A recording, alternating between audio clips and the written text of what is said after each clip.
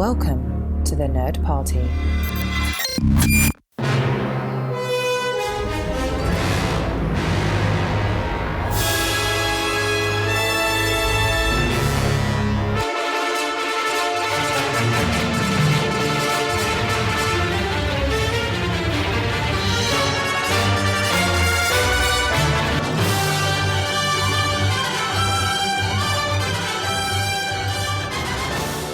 Welcome, everyone, to Aggressive Negotiations, a Star Wars podcast, but a Star Wars podcast that just does things a little off-kilter, I'd like to say, and I'm joined, as always, by my good friend and Jedi Master, John Mills, a.k.a.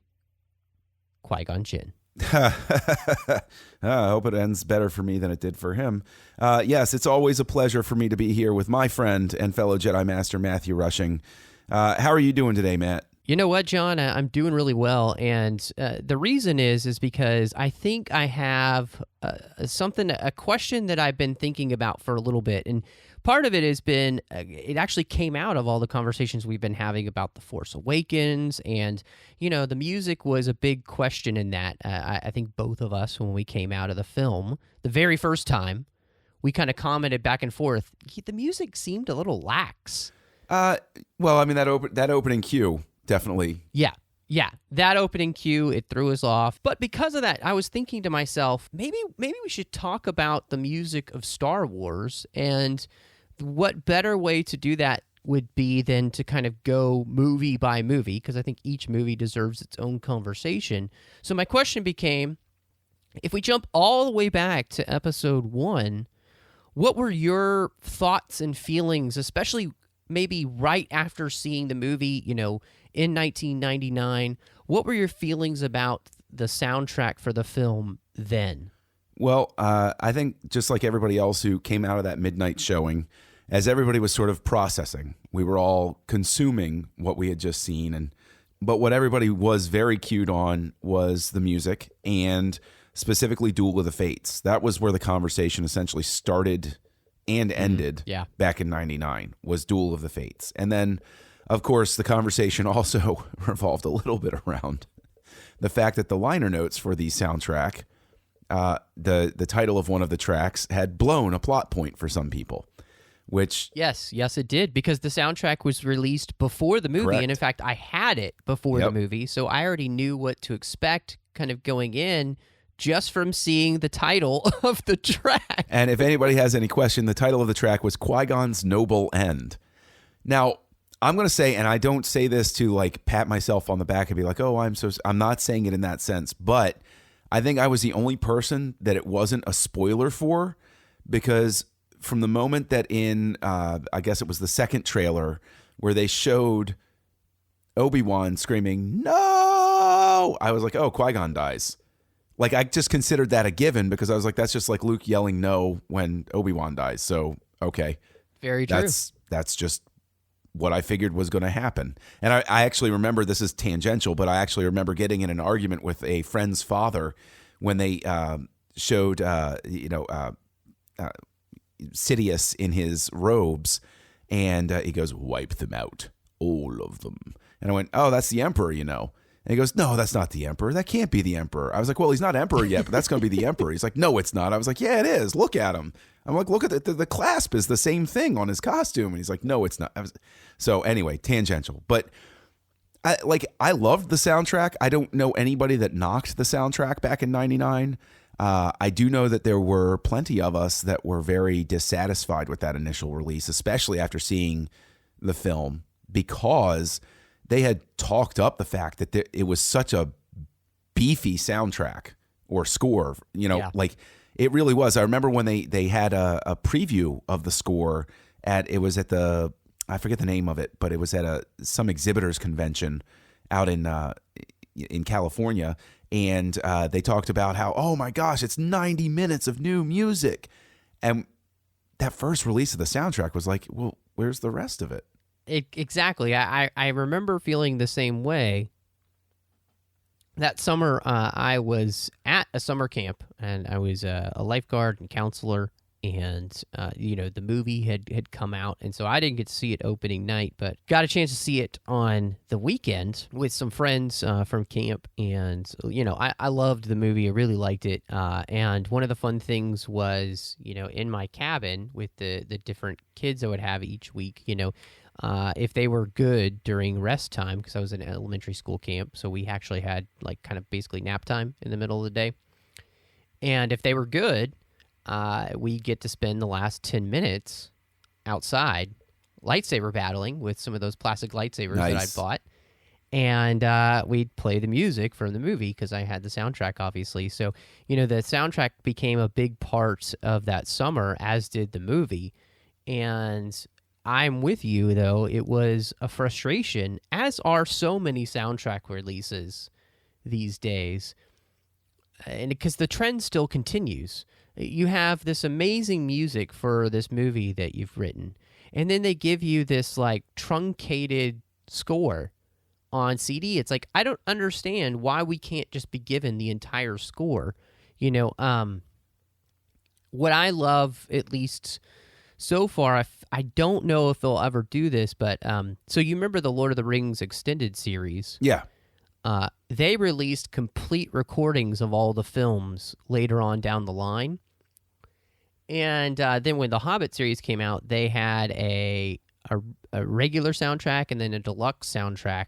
But there's still music out there. So it's like, I just wish that people would give us the full score from the beginning, because I'd be happy, I'd love that. I'd buy that. I'd want that, and so many soundtracks are better with all of the cues because you get a fuller understanding of the film. And I really do think as we're moving here into episode 1's music, when they brought out the complete recordings for this film, man, this movie is just wall-to-wall, amazing, incredible new music for Star Wars that John's able to actually weave back in the old themes, and it all just sounds so effortless from him. To me, this is the kind of soundtrack that every single Star Wars movie deserves, and unfortunately, 2 of the prequels have still been getting the shaft. They have, but see, what's really interesting is when they did finally release the expanded version of the soundtrack so that you could actually hear a lot of the stuff. The thing that really jumped out at me, and still jumps out at me when I listen to the soundtrack, is the fact that Williams himself engaged in a little bit of world building with 2 tracks in specific, Street Singer and Mos Espa Band. Because they're background music that just plays in the background, when they're arriving there, and when and later when Qui-Gon is talking to Watto, you have this music playing in the background. And it really is, it reminds you very much of the effort he went to with, for instance, Jabba's Baroque recital, which is the background music playing in Jabba's palace in Return of the Jedi. And, so of course, you also think about the Cantina Band, because that went a great way toward establishing a sense of place and difference for the Star Wars galaxy. And so those are the 2 tracks, I think, on the expanded one alone that make it worth purchasing. Now, granted, I do think you have to sort of be the type of fan that really wants to hear it. I mean, like, I would not recommend this version of the soundtrack. I wouldn't just like walk up to, for instance, my wife and say, "Oh, you've got to hear this." She could care less about that type of stuff. But to speak to your point about the completeness of it, the expanded version of this soundtrack that got released really speaks to how much Williams did to establish Star Wars. I mean, Lucas was always very attributive to the difference that John Williams' music makes in the series. And it really pops to have the expanded version. And, even some of the gentler, softer themes, like just when Shmi is talking with Anakin, or at the dinner table when everybody's talking about Anakin interceding and running the pod race to help them get off the planet. Like those are the subtler cues that you don't necessarily notice the first time you watch the movie. I was just thinking about that. One of my favorite cues from the extended soundtrack is called Anakin Pod Racer Mechanic. And it's the music that's playing in the background as he's got all the kids around him. And it's just this wonderfully vibrant, beautiful music that sounds kind of childish. Honestly, you can hear where Williams is going to pull some of these sounds and use them in Harry Potter later. Because you'll hear them repeated. John is very good at doing that, just as Horner was, and all the other greats. They did kind of pull motifs, but the world building there of this little community and the vibrancy of joy of these people who barely have anything, but are finding happiness in the smallest things is so beautiful. The conversations between like Shmi and Qui-Gon there as they're watching this scene play out as well is really beautiful. So even the small cue, the desert winds, that kind of beautiful, and the way that it evokes the sand rolling in and the mystery that's surrounding this child and everything that's happening. It really is.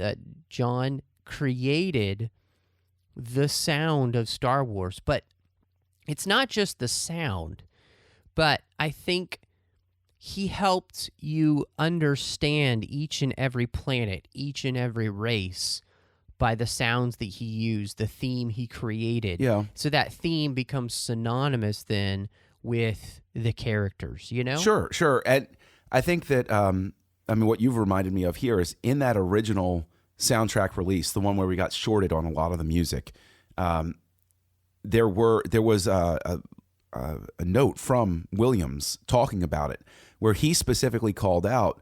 He said it would, he was like, "Oh, it's a pleasure to return." Blah blah blah blah blah. That typical sort of, I'm grateful for everybody in the world sort of thing. But then he hit on how the music cues spoke to the different emotional territory that Lucas went into with Episode 1, where he said this is a real departure from everything, and this tested my talents. I'm paraphrasing here. He didn't use these exact words, but he basically said what he enjoyed about the project was that this different territory that Lucas went into, he felt it brought more out of him, the best out of him for the soundtrack. And I think that as much as people like to beat up on Lucas for the dialogue or for the acting style of the actors and that sort of thing, he wasn't dumb. He knew that the music was there to support him. And I think that is something that people should really strive to understand about the first 6, at least, Star Wars movies, where Lucas was completely aware of how vital the soundtrack was. Not just the sounds of the universe, but the music itself. And so I'm perfectly fine with the fact that a filmmaker can sit there and say, you know what? I don't need Leo DiCaprio to put on 500 pounds to play this role and then live with a monk in a monastery to understand. He can say, no, play it melodramatically, and then I'll have John Williams come in and lay a track on it that will inform the audience how they should be reacting. It'll all come together. Well, to me, I'm thinking about the character of the Trade Federation. Oh, yeah. And the way in which that theme, it feels like an Imperial type of theme, but it's different, but it has this menace to it, so that every time you hear it and you hear it played, it's that foreboding nature of what's to come. Because what I like about a lot of this soundtrack is that it has a sense of wonder to it, and a lot more joy. Like, and I wanted to ask you, John. There's very little choral music that's used in Star Wars up until the prequels. Mm-hmm. And then John uses a lot more of it. And do you think that really John was saying something, that this is a much more operatic time, and therefore that's why he used more choral music, especially when we visit the Gungans, and then, of course, throughout a lot of the big fight scenes that we get in the film? What do you think? I think that's a really good observation. I think that Williams is completely conscious of it. And the way he uses the voices in, like when they're going to Oto Gunga, is very different from the way the voices are used during Duel of the Fates, which are both informed by the way he first introduced choral music, which was the Emperor's theme in Return of the Jedi. So that in and of itself feels like a tie back around. And that's another thing, is the anchors that he uses are a lot of the connective tissue between episode 1 and, episodes 4, 5, and 6, because it really, just having Vader's theme is interspersed through there. There are hints of it. Anakin's theme, like when I was re-listening to the expanded soundtrack to prepare for this, one of the things that struck me was I caught again a track where it's after the pod race, where it resolves very quietly to Vader's theme after Anakin wins the pod race. Like it's the quieter moment when he's talking with his mother, and at the very tail end of it, it just has an 8-note Vader's theme. And I'm like, wow, he snuck that in there. But having the Emperor's theme be the recognizable connective tissue, aside from the main theme, of course, I think was a telling decision in and of itself that I think that the audience as a whole missed when they watched the film. What was this whole thing that, in a sense, people didn't understand the title, and Williams himself was sort of trying to throw in there, Phantom Menace means the Emperor, and here's the Emperor's cue. Every time you see this guy, it's the Emperor's music, just throwing it out there to you. Which is why I think so many people, just a tangential point, have jumped on the train that Snoke is Plagueis, because the two tracks sound so similar, and obviously Williams has done that same thing before, so they're thinking, oh, we've got you. No. Well, but see, the thing is that in and of itself is interesting, because a lot of the themes, and I know we're talking about episode 1, but when we get around to episode 7, what I've come to appreciate is that a lot of the themes are purposely sort of like echoes. They're like diminished echoes of the music that we got in the prequels. So there's very much a sense of, to speak to your point about it being more operatic here in episode 1, I think that Williams himself makes a decision later when episode 7 comes out to make it like it's a fainter echo of what came before. And I think that could wind up making episode 1 an even more important piece of work in the soundtracks as a whole. That's an interesting point, because, one of the things that I think is really interesting here is the way in which, again, we're talking about John Williams and the importance of world building, is that, the prequels in general world build like mad. It's where we get the foundation for all that really is going to come. You can argue with me on whether or not really the original trilogy is actually the foundation, but so much of this is in the back of George's mind somewhere of where it's all coming from.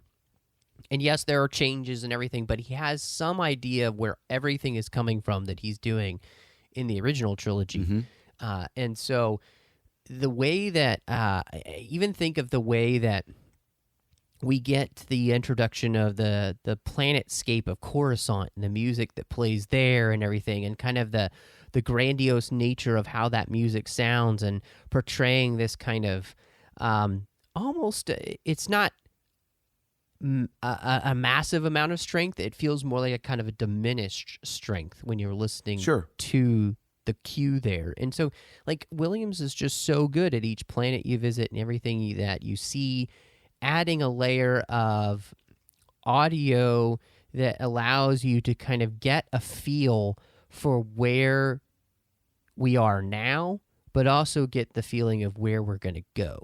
Sure. And I think, actually, speaking to the Coruscant cue that you mentioned, when they first arrive at Coruscant, it's this big trumpets blaring, flying through space, and oh my gosh, it's a giant city planet, and this is so amazing and awesome. And then once they land, the music like downshifts, and you start to get this sense of mystery and intrigue, and it's like, what happened? Like you feel like this sort of shift of tone, of sterility almost, where it's this, when you come to this amazing technological marvel of a city planet. Oh my gosh.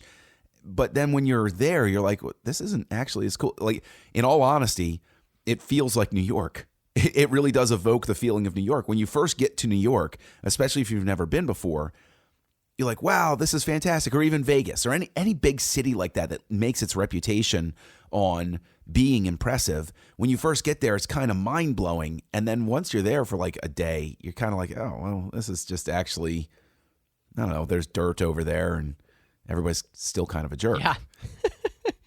Well, and that's something that you kind of noticed too with the wonderful grandeur of the flag parade, right before the pod race.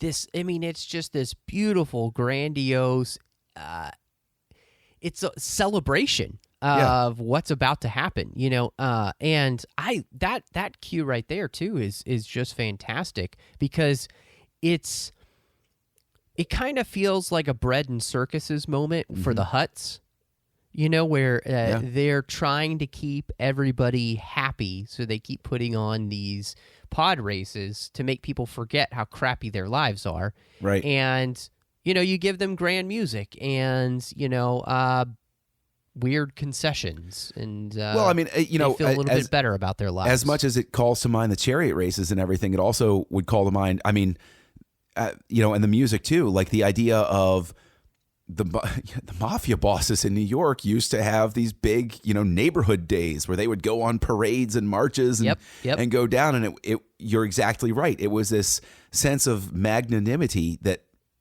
was designed to help people forget that these were terrible people walking down the street in front of them. These were crime lords. Why are you celebrating anything?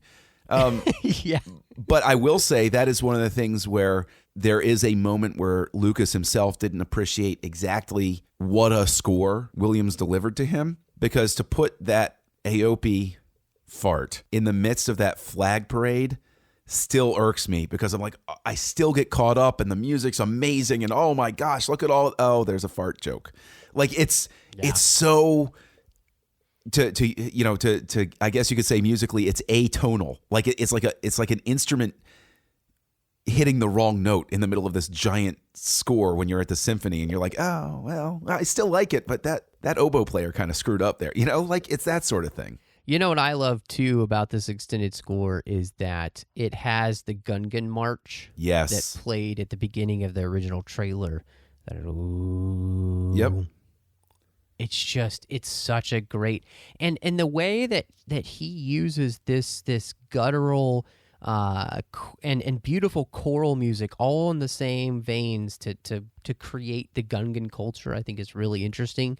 With that march sequence still gives you chills, and it's still, for all the knock about the CGI, that scene still looks wonderful. I agree. The fog and the Gungans just starting to appear out of it. It's still a great scene. I completely agree. And if you don't have that music, might not be as great. Yeah.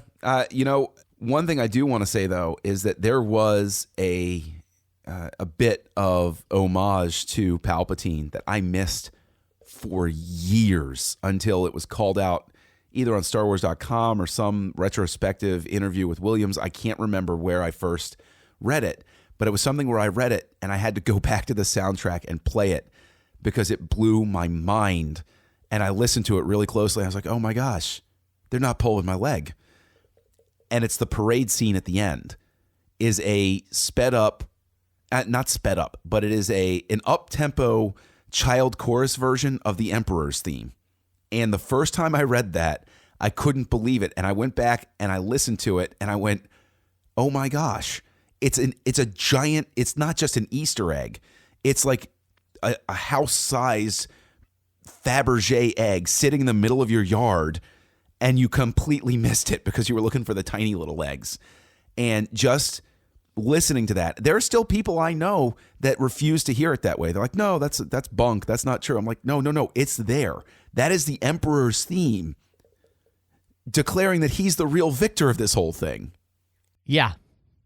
Well, and that's the cool thing, and I think this is what John understands about music that makes him such a genius, is that you can take and mold a theme in many different ways and it plays differently. And unless you're listening really closely, you'll miss it and you'll think it sounds like an actual new theme, but it's not. Yeah.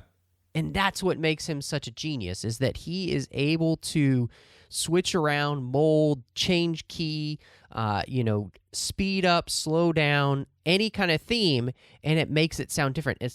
They do the same thing with the Darth Vader theme for Anakin, and they make it almost sound sweet and kind of melancholy instead of foreboding and like, I'm going to kill you with force. You know? He does. He has a lot of fun with it. And it's not until it resolves at the very end where you go, oh, yeah, okay, that's what he was doing the whole time. It's really something. In all honesty, with episode 1, there isn't a single bad track. There isn't a single cue where I go, I don't like that. Like, every single cue on the soundtrack is amazing. And I don't think that anybody would ever argue the brilliance of Williams, but if anybody here listening hasn't gone back and listened to the expanded soundtrack for episode 1, I strongly encourage it.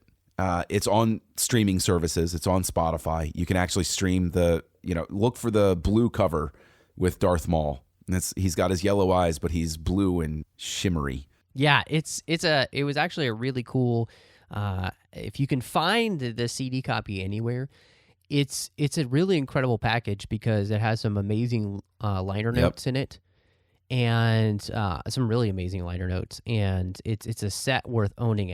I don't know if I still have it anymore. I'm going to have to look some boxes. I think I might have sold it years ago with all the moves that I did. I have it. The most interesting thing that they did in the entire soundtrack to me was they had a bonus track at the end, which is the dialogue version of Duel of the Fates, which I remember it does hit a nostalgic chord because the first time I saw that was when I went to Star Wars Celebration 1 out in Denver in 1999, and that was basically like the music video that they played. And I remember how electrified, I still listen to it, and I remember sitting in Tent A outside the Wings Over the Rockies Museum in 1999, watching that play for the first time, and everybody in the entire tent just sort of like in stunned silence of like, whoa.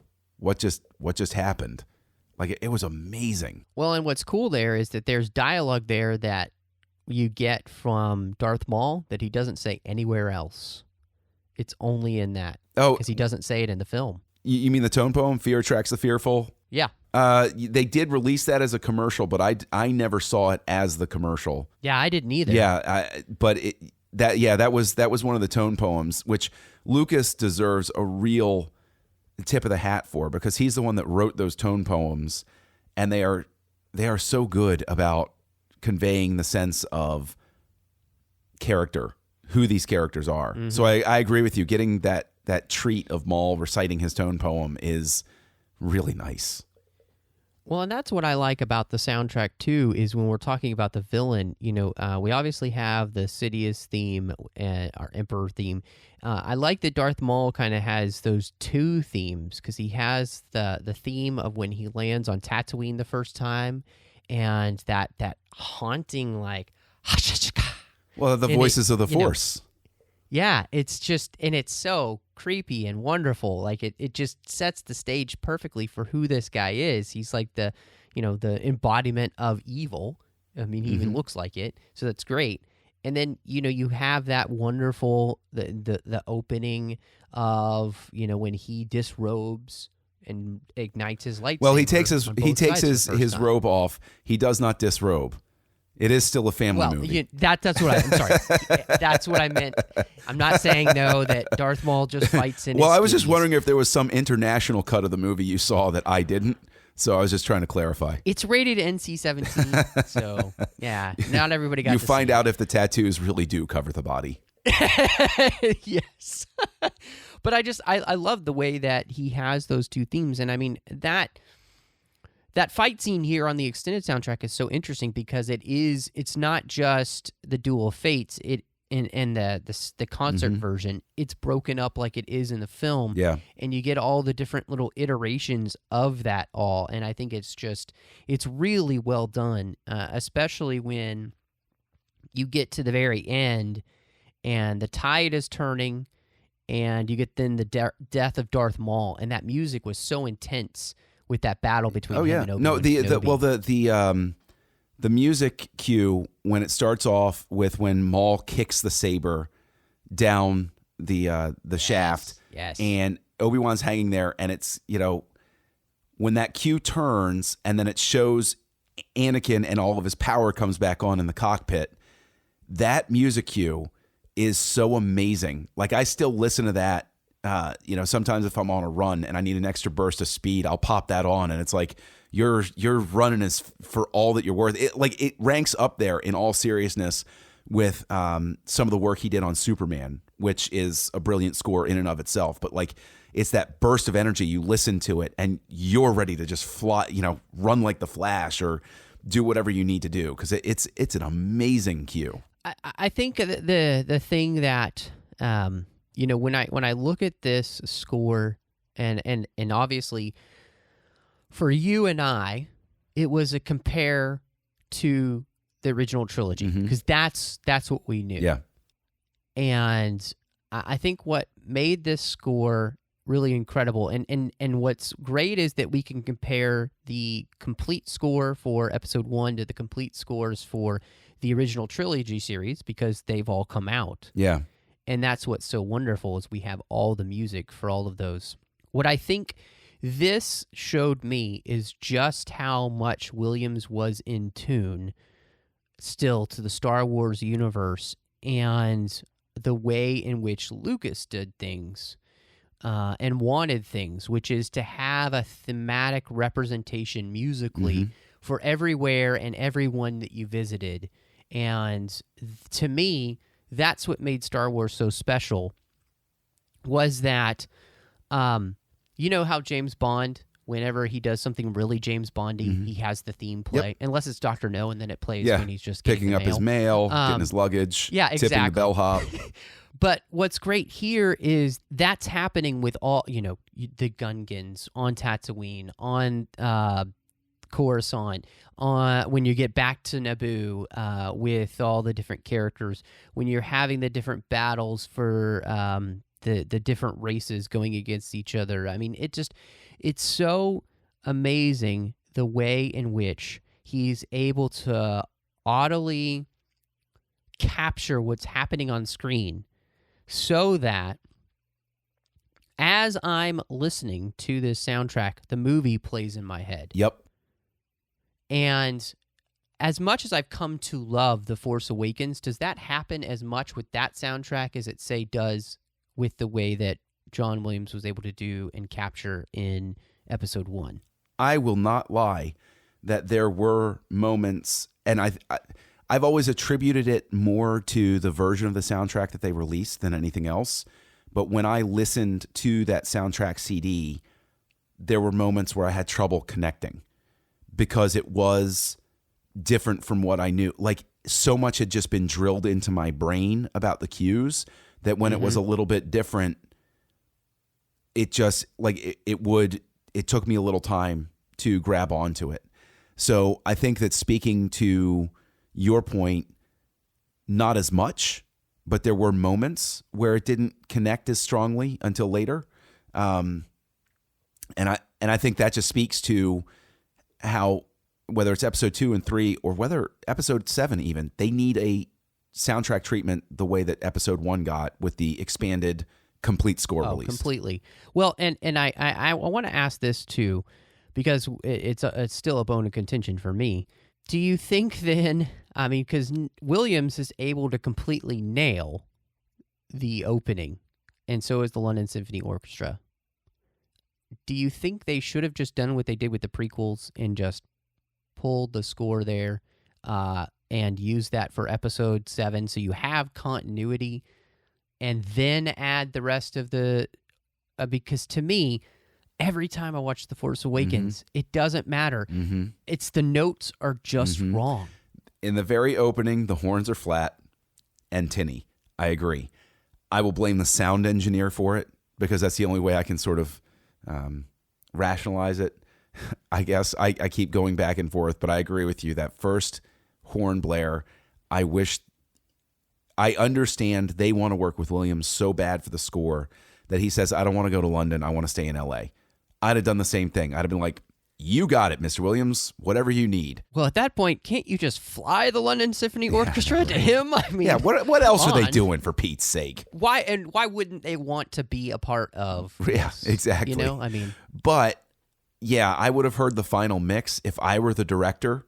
Like if in some bizarre mirror universe out there, I'm the director of episode 7 and I put everything together the same way, and then I hear that first horn blare for the music cue, I'm going to be like, go back to the archives and let's just dig up episode 1 and put that in front. We'll just blend it at the end. Well, you know, for such a thing as like the loving respect we have for the originals, I mean, the music was so simpatico. You know, the opening was perfect every time. Yep. And then the prequels got it right for episode 1. And if I'm not mistaken, they actually just used that opening cue for episode 2 and 3. I know for certain that episode 3, they reused it. I suspect for episode 2 they did as well. I've never read actual confirmation of it. But hey, if somebody out there listening has any absolute confirmation one way or the other, go ahead and let us know. They can contact us any of a number of ways online. Yeah. I mean, heck, send an email over to an@thenerdparty.com. Hit us up on Facebook at facebook.com/thenerdparty. You can also find the Nerd Party and Aggressive Negotiations on Twitter. The Nerd Party is @joinnerdparty. And you can also find us, the show, Aggressive Negotiations, online at The Jedi Masters. And so any of those ways, we would love to hear your thoughts on the music of Star Wars and specifically the soundtrack for Episode 1. We're really excited to be starting this series. Now, we weren't going to do a straight-through series. Right. Going to be interspersed. Yeah. So just look for those episodes. We'll definitely be excited to release them when they're coming. But we didn't want to just waterlog ourselves. Right. We wanted to be able to kind of sit with each soundtrack for a few weeks before we go back and cover it, so that we can really give you guys our best thoughts about each soundtrack. So yeah, it's not 7 weeks of just music discussions. So No. We also didn't want to bore you guys. We want to make sure that we keep you excited for what's coming, and we keep you on your toes about what's coming. So, John, if they want to pester you about what's coming next, where can they find you online? You can find me on Twitter at Kessel Junkie. Well, I mean, pretty much any social network. I'm Kessel Junkie. You can find me on a podcast that I do with my pal Craig called Words with Nerds that releases every Thursday. You can find it through iTunes and all the usual channels out there. And there is a top secret project that was just announced for the Trek FM network where I am going to be joining Mike Schindler to do a new podcast called Stage 9, which will be exploring the work of the current generation of Star Trek creators. It's going to be an exciting one.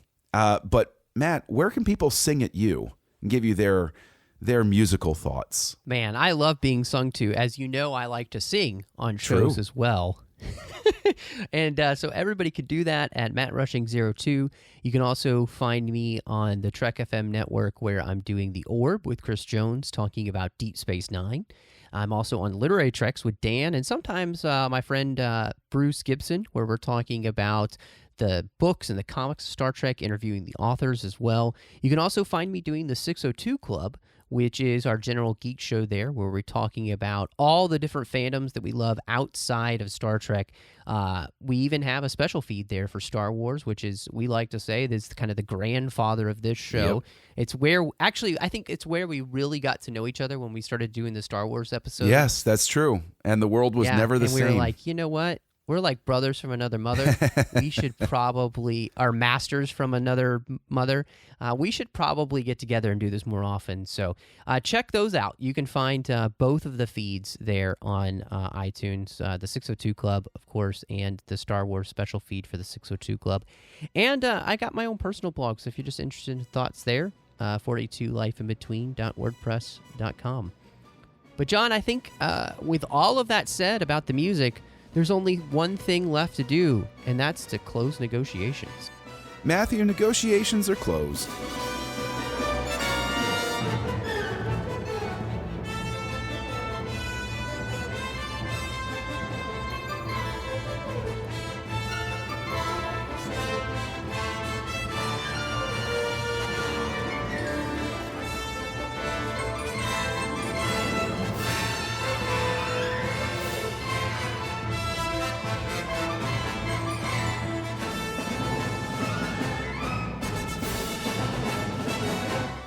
Join the revolution. Join the Nerd Party.